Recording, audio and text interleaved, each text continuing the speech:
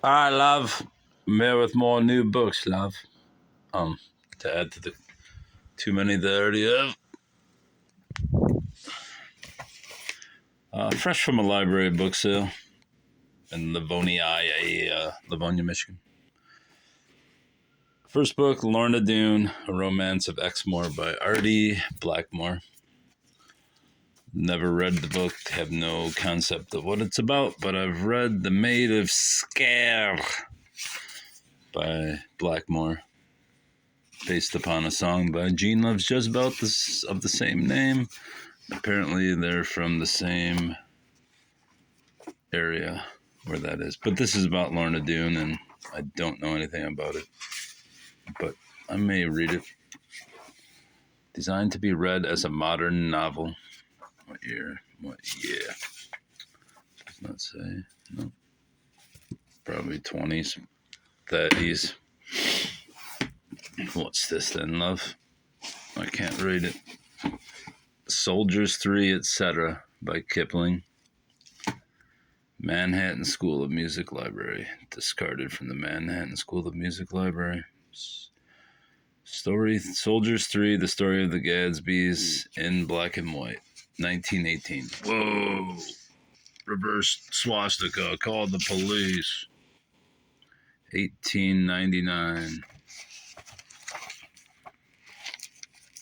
Whoa, shit. I was hoping for some ephemera, and instead I got a bookmark that flew underneath. Cool cover.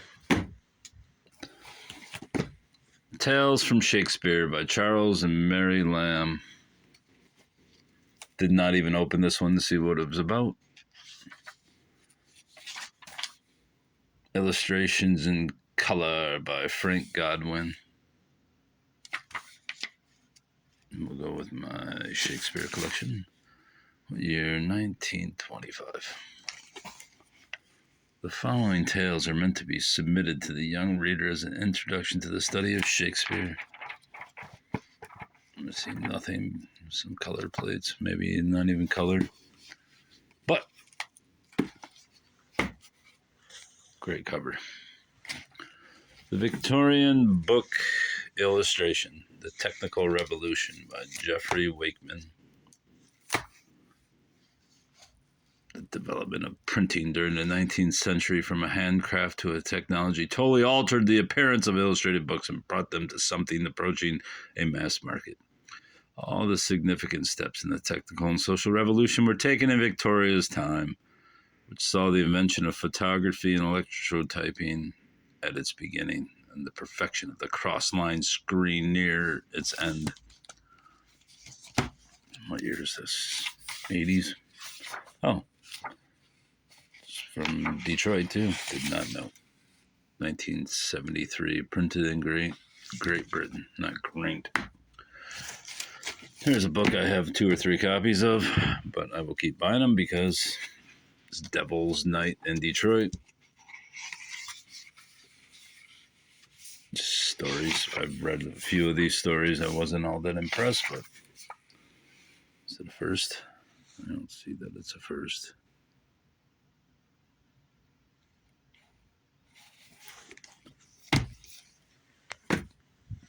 State of War, Michigan, in the World War II. I went to this sale to add to my 3 bookshelves full of my bookcases full of Michigan books, but there was hardly any. 1979. State of War, Michigan. Hopefully it'll help with local research, but I don't know. Didn't even look in it. See if there's any Nankin Township. No. But there's Haroon Motors. That's World War I, dumb fuck. Alright, what's this? This is a book I was surprised to find. Records of Salem Witchcraft, Volumes 1 and 2. Oh, I thought it was only Volume 2. I looked everywhere for Volume 1. Obviously, it's a reprint. At least I think it is. Maybe it isn't. From the library of Ralph Houghton. MDCC. I don't know what that means. I'm sure it's a reprint, though. Especially since they have a phone number in there. It starts with 978. Witches of New England. To her, one of the witches of New England who bewitched me in my youth and who has since been my heart's sunlight. And the angel of my home, to our boys Harlow and Clarence and the little Clarabelle, who have gone before we may not see, but who, we hope, still looks upon us with loving eyes by the husband and father, whose name may never appear upon another title page. These volumes are affectionately inscribed.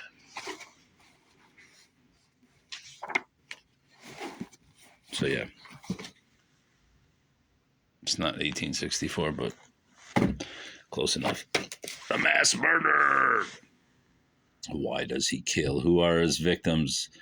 How can the potential mass killer be identified? What can society do to protect itself? And government. Richard Specht. What, he killed 10 people? Fucking government kills that many in probably 1 hour a day. Charles Starkweather takes his 14-year-old girlfriend on a violent journey that leaves 11 victims in its wake. William Cook kills all 5 members of the family that stopped to offer help.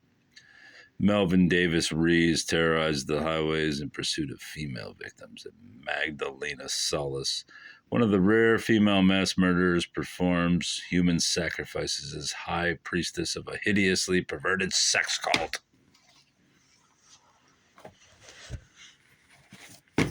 Spartan Seasons, The Triumphs and Turmoil of Michigan State Sports by Lynn Henning. I probably should have looked this book up to see if it was worth anything, because I only bought it because Lynn Henning's been around forever, 87. And I figured the book is scarce because I've never seen it. So hopefully it's worth 10, 15 bucks. Crazy English, and I do believe I have this. Yep, but only in, you can see it right there, only in mass market paperback, so I was right to grab it. Crazy English. Let's see some crazy English. Hippophobia, the fear of hippopotami, horses, getting fat, hippies. These are pretty friable, easily crumbled, easily fried. Forestress, apiary, antebellum, bunch of shit words. Funeral customs, their origin and development. What's this? I thought it was pickle. It's buckle. Saw this one in the language section, which made no sense, but now reissued by Singing Tree Press, Book Tower, Detroit, Michigan. Bertram Buckle. Funeral customs, their origin and development. An exhaustive treatise on funeral customs, ancient and modern, is left to be written.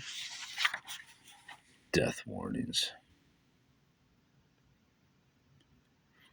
Dr. Brodel quotes an instance from his own experience where a man living with his family in one room died of smallpox. I don't know why smallpox is in italics.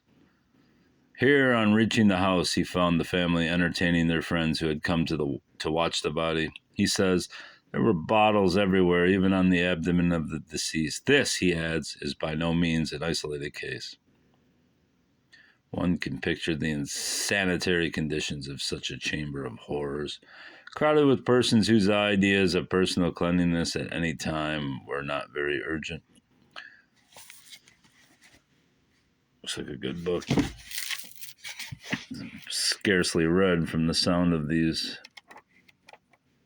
boards creaking. Yeah, sounds like no one read it, which I probably never will. On the Genealogy of Morals and Ecce Homo by Nietzsche, obviously. Probably have a copy or two of this, but 50 cents. I will always buy Nietzsche, even though it has handwriting. Now, this book, I don't really give a fuck about the French, but The Great Cat Massacre interested me enough. And other episodes in French cultural history. What kind of son bitch kills a cat? Massacres him.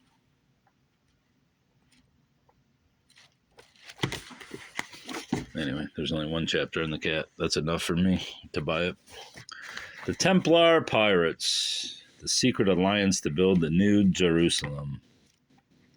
The dawn of piracy. When we hear the word pirate, we tend to think of a tough seaman with a plumed hat, a shirt with ruffles, musketeer boots, and an ample belly covered by a bandolier over a coat with tassels. Wait, pirates were fat? I always imagine them to have scurvy and dying of hunger. Or else we imagine the figure of the English corsair of the 16th through 18th centuries, embodied by Francis Drake, Henry Morgan, and the legendary Captain Kidd. Without a doubt, these personages, blah, blah, blah. Anyways, they mix it with the Freemason and the Templars, so how could I not get it?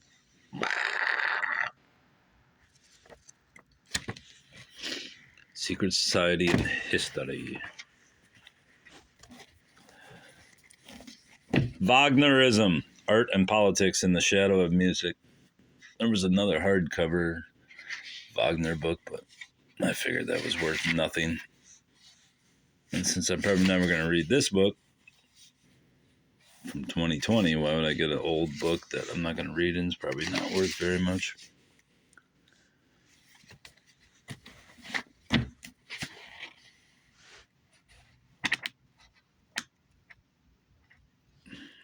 Wagner's out of vogue because of his influence on Hitler, but I mean, we're all using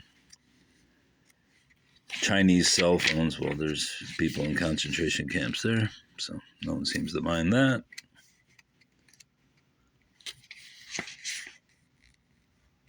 It's not Wagner's fault. Well, I guess he was anti-Semitic.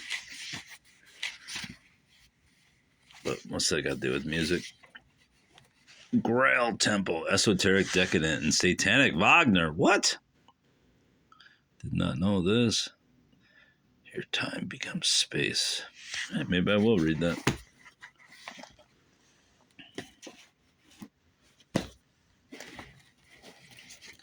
Living Wicca. I believe I already have this book. Maybe I don't. No, I don't. I have a Wicca guide for the solitary practitioner. A further guide. Oh, see, I bought it that one too, so I got both of them. Further guide for the solitary practitioner and Wicca, a guide for the solitary practitioner. Wait.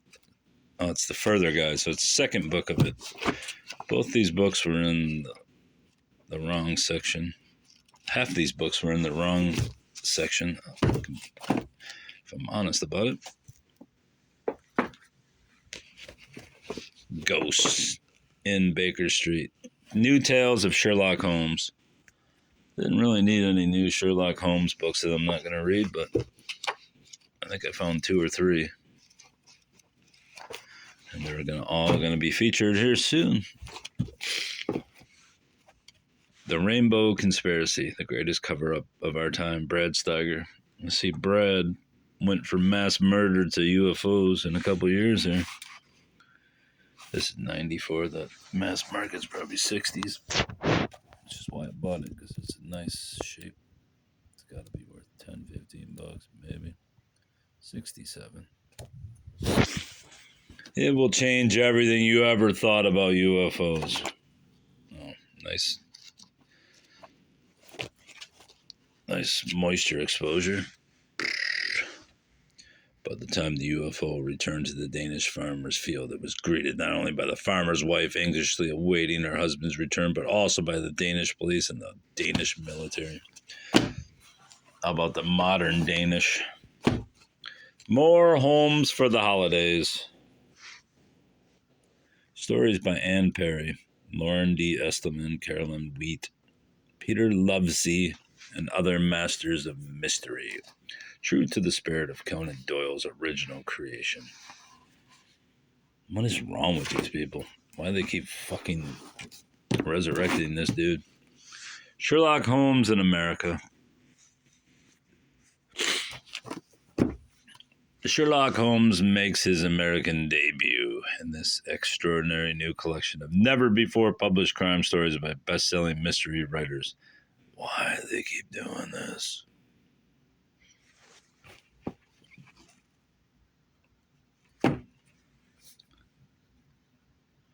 Anyways, I keep buying them, so I hope they're worth something. Once you start the collection, what do I got? 10, well, a couple of those are those shit books. But yeah, most of the Sherlock Holmes books I have aren't even written by Doyle. No, I guess that's it. How many books? 3, 6, 7, 10, 13, 16, 21 books, $16. Peace.